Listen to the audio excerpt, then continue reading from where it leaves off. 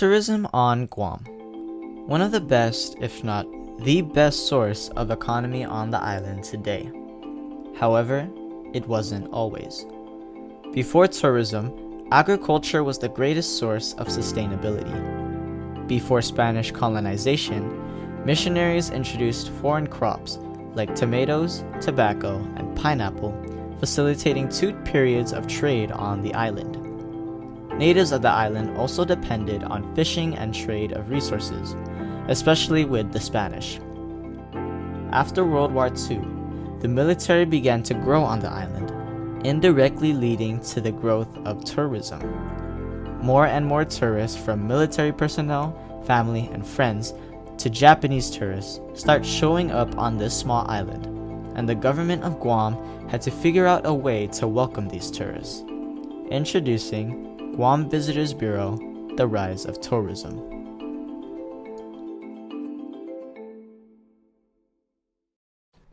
Before tourism really developed on Guam, the island's people relied on a subsistence-based economy. Travel and international relations weren't as big compared to what it is today, where we can find tourists all over the island every year. This meant that tourism was not even an idea for Guam before World War II. Infrastructures like hotels and resorts would not be seen, as the Americans, Japanese, and Spanish focused on having Guam as their military stronghold. Guam developed in the tourism industry starting in 1952, with the enactment of Public Law 67. This law implemented a plan to establish a travel industry on Guam. By this time, the Guam Visitors Bureau had become an idea set for the future. It was passed by the first Guam legislature and was then signed into law by Governor Carlton Skinner. By this time, there was a security restriction on travel imposed by the Naval Administration. Many found the program to be unconstitutional and conflicted with the Organic Act. This included Guam's leaders, who highly criticized this program. This was the biggest challenge for the tourism industry. Not only would Guam's market be affected, but also the overall potential for Guam's population and tourist community to grow as a whole. In 1962, the security clearance was lifted by President John F. Kennedy. Executive Order 11045 gave potential to unlimited tourism possibilities on Guam and an era of economic and social advancement. The government could start working towards the tourism industry. This was the major turning point in Guam's history of economy.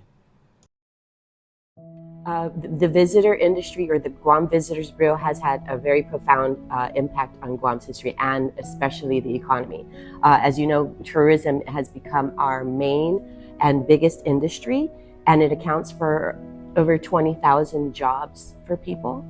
And it has the opportunity, it provides multiple opportunities for businesses here in Guam, whether it be hotel, restaurant, or other supporting, tour groups, attractions, destinations. So all of this has developed, and it has had it still is our biggest industry.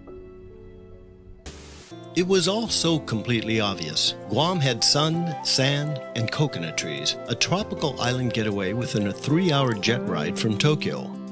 The late President Kennedy had long since lifted the naval security clearance for visitors to Guam generations after the island had weathered wind, war, and foreign occupation. And it was high time Guam had a little fun tooting its own horn for a change. Governor Manuel F. L. Guerrero established the Guam Tourist Commission within the Department of Commerce with Executive Order 63-10, while Rex Willis would manage the new Guam Visitors Bureau to Japan.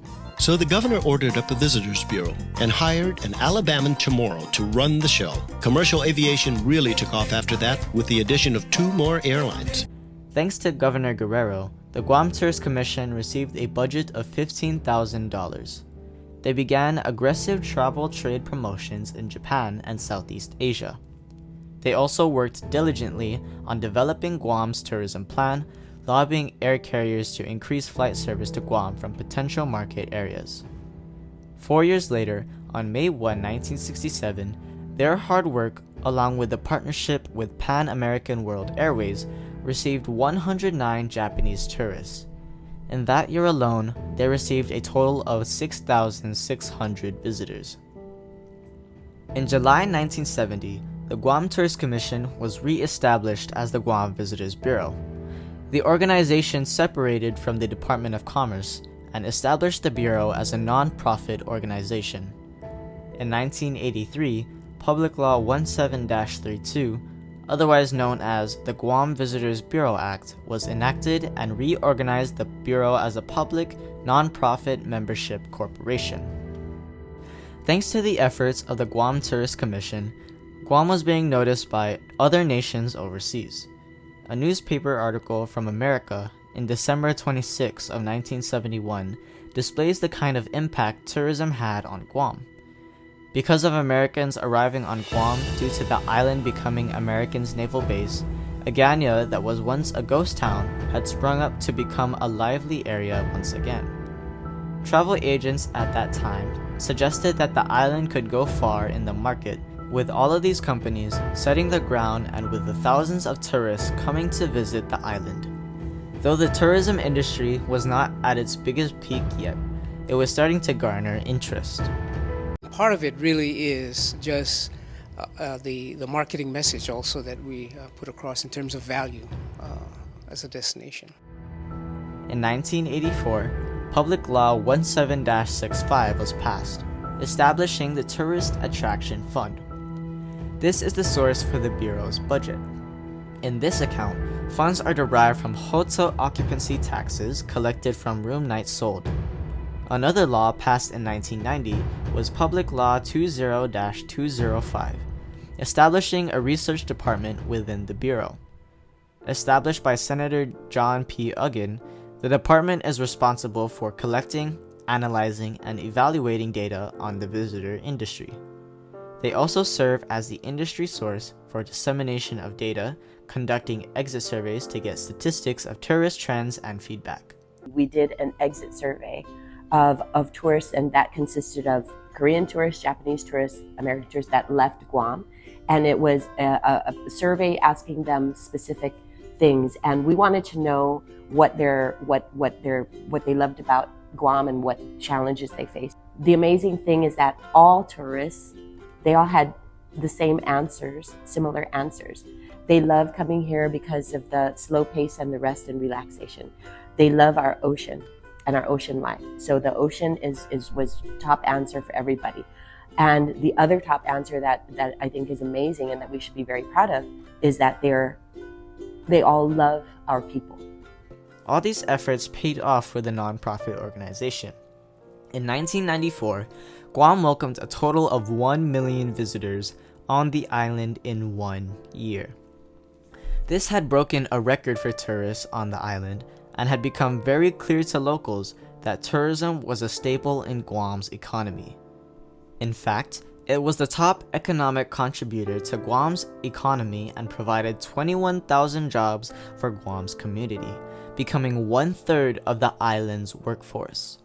These jobs generated $260 million in government revenue. At this point, it had become Guam's most influential factor that drove its economy. The Guam Visitors Bureau acts as a bridge between the island's community and the tourist population. They strive to make Guam a better place to live, work, and visit. As their mission states, they aim to effectively and efficiently promote Guam as a safe destination for visitors and would be for the best interest of locals alike. The efforts of the corporation goes beyond the realm of tourist promotion, going worldwide for an island that small to reach goals like reaching 1 million visitors in 1 year. All of their efforts are meant to build a community welcoming tourists on the island, promoting that we are un familia.